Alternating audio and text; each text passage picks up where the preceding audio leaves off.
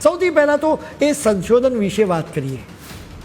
આ સંશોધનનું તારણ એ છે કે અગરબત્તી દેવતાઓને પ્રસન્ન કરવાનું માધ્યમ છે, પરંતુ એ તમારા ફેફસામાં ધીરે ધીરે ઝેર ભરી રહી છે. ક્લિનિકલ એન્ડ મોલેક્યુલર એલર્જી નામના જર્નલમાં આ સંશોધન પ્રકાશિત કરવામાં આવ્યું. આ સંશોધનમાં તારણ આપવામાં આવ્યું છે કે 1 ગ્રામ અગરબત્તી સળગે તો એનાથી 45 મિલીગ્રામ પર્ટિક્યુલેટ મેટર હવામાં જાય. એની સરખામણી સિગરેટની સાથે કરવામાં આવી છે. પ્રતિ ગ્રામ સિગરેટ 10 મિલીગ્રામ પર્ટિક્યુલેટ મેટર જનરેટ કરે.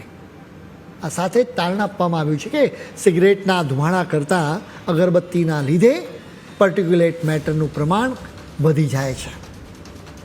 હવે સ્વાભાવિક રીતે તમને સવાલ થાય કે પર્ટિક્યુલેટ મેટર શું છે?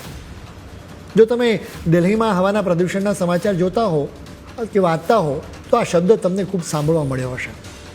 પર્ટિક્યુલેટ મેટર એ હવામાં તરતા ખૂબ જ નાના કણોનું એક મિશ્રણ છે, જે સોલિડ કે લિક્વિડ એમ બંને સ્વરૂપમાં જોવા મળે. આ કણો એટલા બારીક હોય છે કે તે આંખે દેખાતા નથી, પરંતુ સીધા ફેફસામાં પ્રવેશીને એને નુકસાન પહોંચાડી શકે છે. પ્રદૂષણના કારણે એની સમસ્યા વધી જાય છે. આ સંશોધનમાં કહેવામાં આવ્યું છે કે ધૂપ અને અગરબત્તીનો ધુમાડો સુગંધ નથી, બલકે એક જટિલ મિશ્રણ છે.